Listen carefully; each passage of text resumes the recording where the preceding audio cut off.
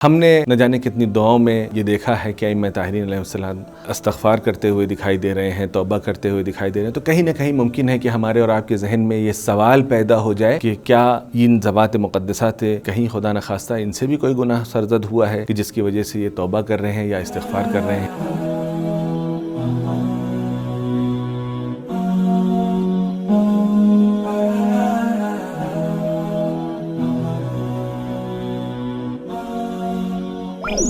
شیعہ عقیدہ، اعتراض اور جواب۔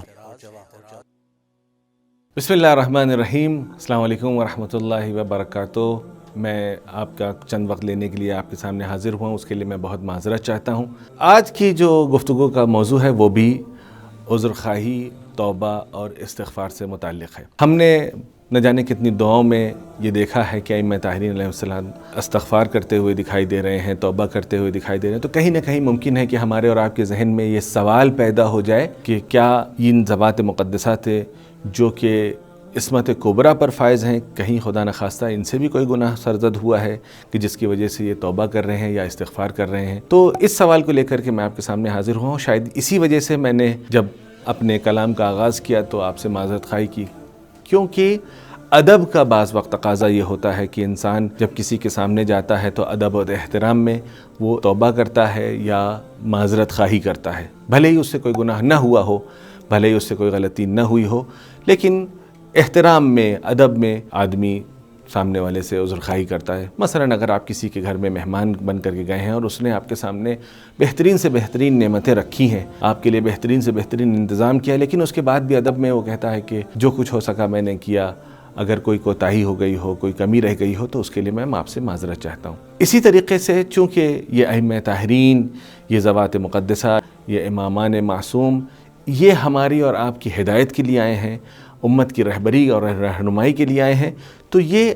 ہم کو وہ ادب، وہ طریقہ، وہ سلیقہ سکھا رہے ہیں کہ جب بارگاہ الہی میں آئیں تو کس طریقے سے ہمیں توبہ کرنا ہے، اپنے گناہوں کا کس طریقے سے معافی مانگنی ہے، کس طریقے سے ہمیں اس کی بارگاہ میں حاضر ہونا ہے۔ کہیں ایسا نہ ہو کہ ہم جب حاضر ہوں تو صرف اور صرف اپنی دعاؤں کو طلب کریں، پہلے نہیں، پہلے ہم اس کے ادب میں، اس کے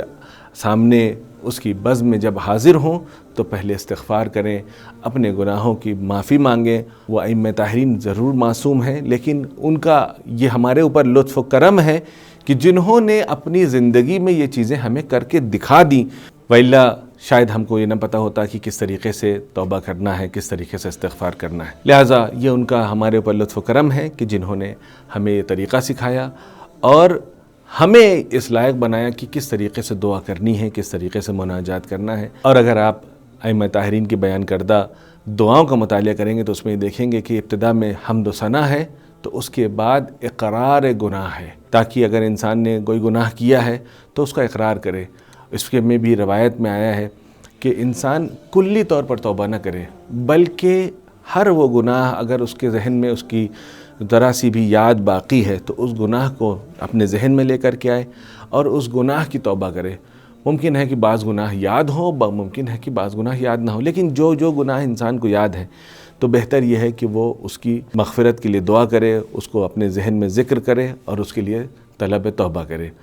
کیوں؟ اس کی بھی ایک سبب ہے۔ سبب یہ ہے، اگر میں عام زبان میں سمجھانا چاہوں تو انسان اپنی مشکلات کو اسی سے بیان کرتا ہے جس سے بہت صمیمی ہوتا ہے، جس سے بہت نزدیک محسوس کرتا ہے۔ ممکن ہے کہ بہت سارے آپ کو ایسے لوگ دکھ جائیں، آپ کے چہرے کے اوپر پریشانیوں کو پڑھ لیں اور اس کے بعد کہیں کہ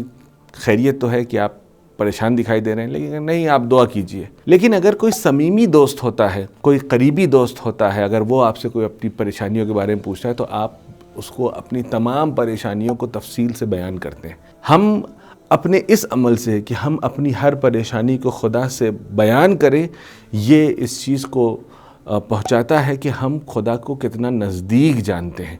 لہٰذا ہمیں یہ چاہیے کہ ہم اپنی ان پریشانیوں کو، اپنے گناہوں کو، اپنی خامیوں کو، اپنی ضرورتوں کو تک ایک ایک کو ہم خدا کی بارگاہ میں پیش کریں، اس سے اپنے گناہوں کے لیے جو ہے طلب مغفرت کریں